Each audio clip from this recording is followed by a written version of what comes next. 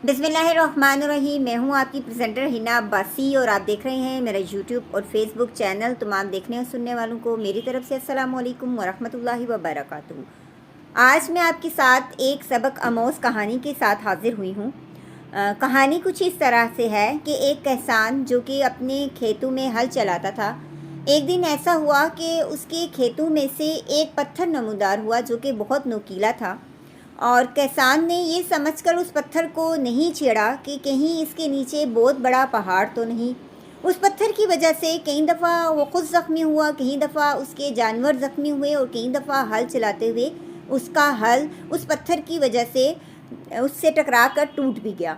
लेकिन किसान ये सोचकर कि अगर इससे मेरा पाँव ज़ख्मी हो रहा है, मेरे जानवर ज़ख्मी हो रहे हैं और मेरा हल भी टूट चुका है, तो इसके नीचे यकीनन कोई बहुत बड़ा पहाड़ है।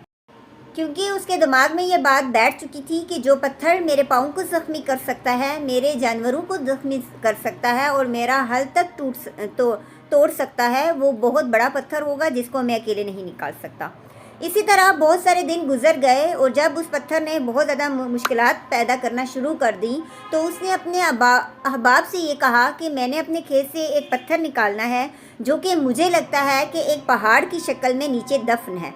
इसलिए आप सब मुकर्ररा वक्त पर मेरे खेत में तशरीफ़ ले आएँ। तमाम अहबाब अपने औज़ार के साथ मुकर्ररा वक्त पर उस खेत पर चले गए। जब वहाँ पे खेत पे गए तो पहला जो खुदाई का अमल था वो उस किसान ने खुद शुरू किया।